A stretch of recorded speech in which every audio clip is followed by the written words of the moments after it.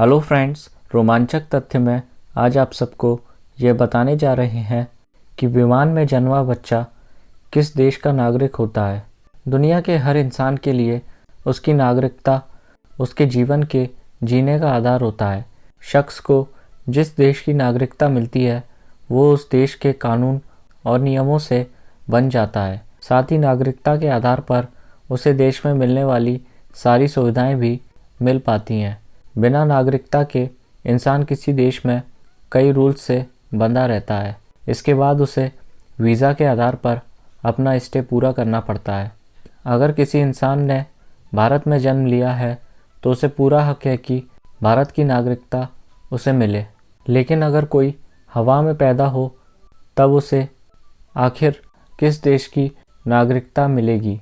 इस बात को ऐसे समझिए कि जब भारत से कोई प्रेग्नेंट महिला प्लेन में बैठकर अमेरिका जा रही है, अचानक प्लेन में उसे लेबर पेन शुरू हो जाता है।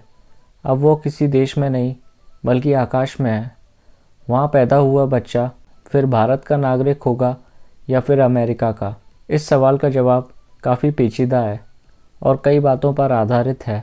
इस बात का फैसला इस आधार पर किया है कि बच्चे के जन्म के समय प्लेन किस देश की सीमा में है। अगर प्लेन अमेरिका या इंडिया के अलावा किसी दूसरे देश की सीमा में भी है तो बच्चे के पेरेंट्स उस देश की नागरिकता मांग सकते हैं। वहीं अगर प्लेन अमेरिका की सीमा में है तो एयरपोर्ट पर उतरकर भारतीय माँ बाप अपने बच्चे के लिए अमेरिकी नागरिकता का सर्टिफिकेट ले सकते हैं। वहीं अगर मामले को उल्टा कर दें और अमेरिका से भारत आ रही विदेशी महिला ने अगर भारतीय सीमा में बच्चे को जन्म दिया है तो वो भी अपने बच्चे के लिए भारत की नागरिकता मांग सकती है। हालांकि इसके बाद बच्चे को अमेरिका की नागरिकता नहीं मिल पाएगी क्योंकि भारत में सिंगल सिटीजनशिप का कॉन्सेप्ट चलता है। नागरिकता के इस पेज को पेचीदा न बनाने के लिए भारत के एयरलाइंस में कई रूल्स हैं। भारत में 7 महीने से ज़्यादा की प्रेग्नेंट महिला को हवाई यात्रा करने से रोका जाता है। किसी विशेष परिस्थिति में ही महिला को प्लेन से ट्रैवल की इजाज़त दी जाती है। हर देश में नागरिकता को लेकर अलग अलग कानून हैं।